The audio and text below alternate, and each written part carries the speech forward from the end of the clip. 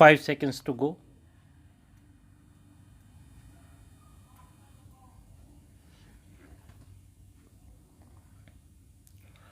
Start. Mr.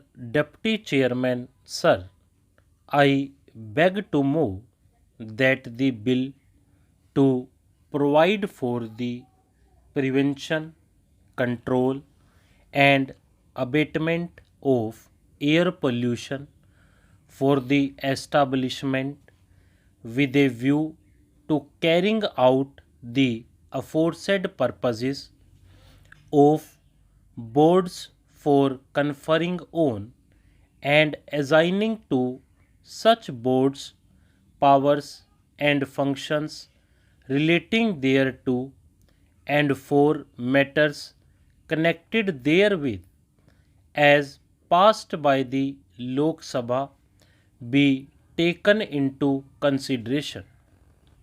Sir, it is a matter of great pleasure to me to pilot the Air Prevention and Control of Pollution Bill 1988, which was unanimously passed by the Lok Sabha.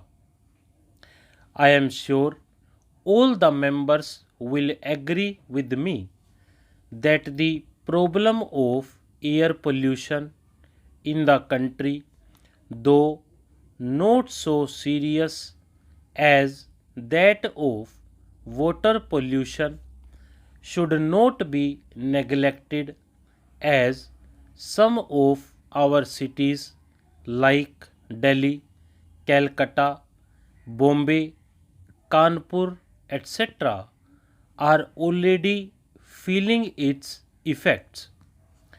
It has therefore become necessary to bring in legislation to control air pollution, as prevention is always better and cheaper than cure, and this is specially so in environmental pollution control matters.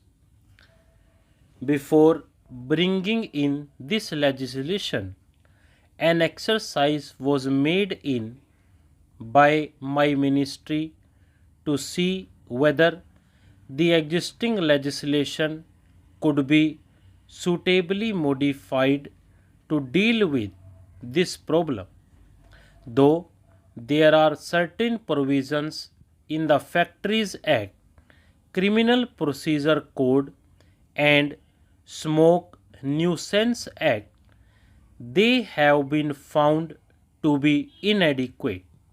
Hence, the need for a comprehensive legislation to deal with all aspects of air pollution was felt. An expert committee appointed for the purpose recommended a central act and suggested a draft bill also. This draft was duly examined and eventually a bill to provide for the prevention and control of air pollution was introduced in the last Lok Sabha in April 1987. The bill was referred to a joint committee of the two houses. The committee considered the bill in detail and presented its report to the Lok Sabha on the 18th May 1988. The bill, however, could not be taken into account for unforeseen circumstances. All the recommendations of the Joint Committee of the Houses have been incorporated in the present bill.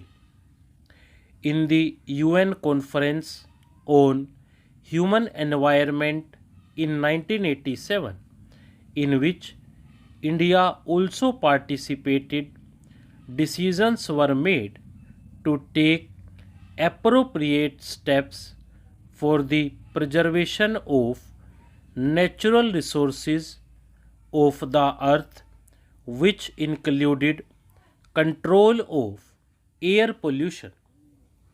The bill seeks to implement the decision relating to the preservation of the quality of air and control of air pollution.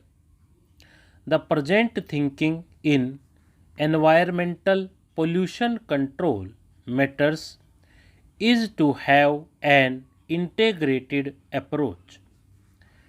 To give effect to this approach, it has been provided in this bill that the water pollution control boards established under the Water Prevention and Control of Pollution Act 1985 will, in addition to their normal work, perform the functions of air pollution control also.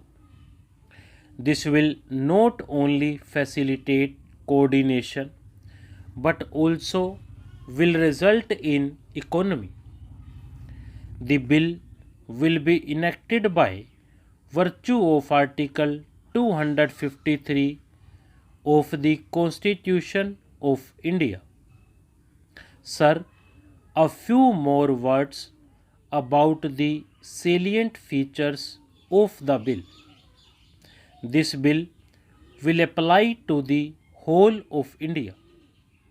The Central Board for the Prevention and Control of Water Pollution established under the Water Prevention and Control of Pollution Act 1985 will act as the Central Board for the Prevention and Control of Air Pollution also. The state boards for the prevention and control of water pollution established by state governments which have adopted the Water Prevention and Control of Pollution Act 1985 will perform the functions of the state air pollution control boards also. In the states which have not yet adopted the 1985 Act, the new air pollution control boards will be set up. However, we are requesting these states also to adopt the 1985 Act and constitute the state boards so that there will be uniformity all over the country. The state governments will first declare the air pollution control areas. In such areas, industries specified in the schedule to the bill will have to obtain consents from the respective state boards for discharging emissions from their factories. The state boards will lay down the specifications for emission discharge and the particulars of the control equipment that should be put up to abate air pollution. Failure to comply with the consent conditions will render the industrial units liable to prosecution. However, reasonable time will be given for existing industrial units to install the control equipments. The state governments will also issue necessary instructions to ensure that the automobile exhausts do not exceed the specifications laid down by the respective state boards. This bill will, however, not apply to ships and aircrafts.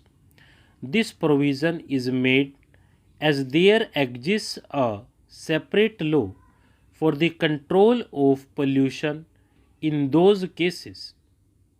With these words, sir, I beg to move that the bill will be taken into consideration by the Honorable House. Stop.